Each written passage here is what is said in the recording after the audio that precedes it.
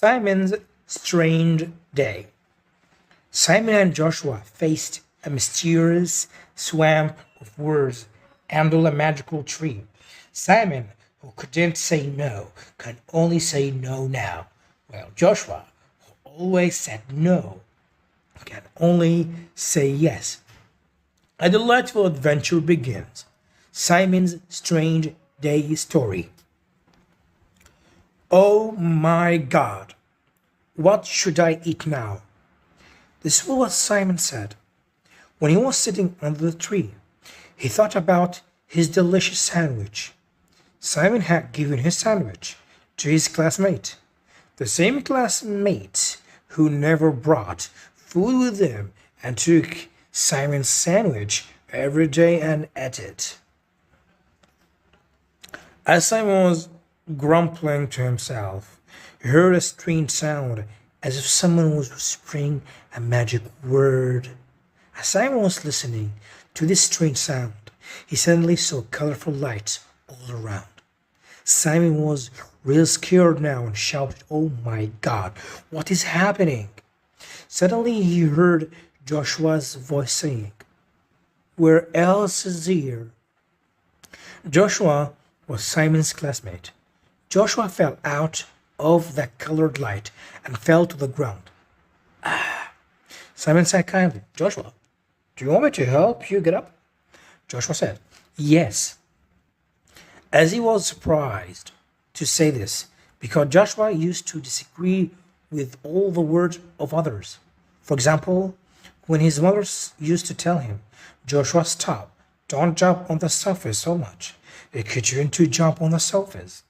Or if his father told him, "Joshua, game is enough.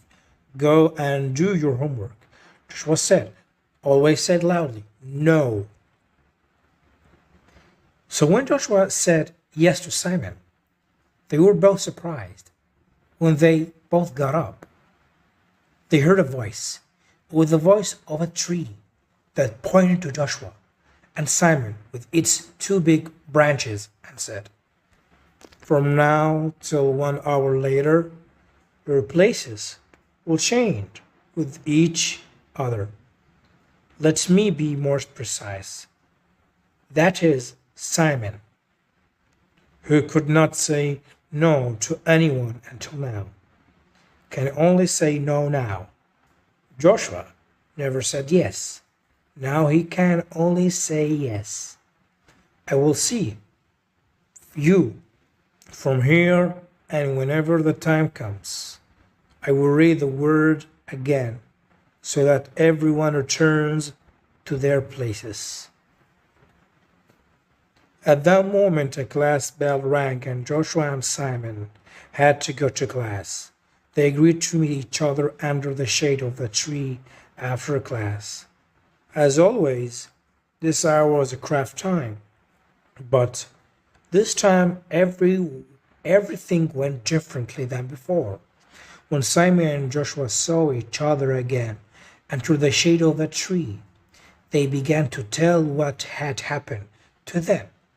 Simon said, "A strange thing happened today when one of the kids asked me to make his craft for him. I refused. A voice came out of my mouth and said, 'I'm sorry, but no.'" Joshua said, "So what's so strange about this?" Simon said, "Well, I don't like to make this craft, but in order not to upset him, I always accepted.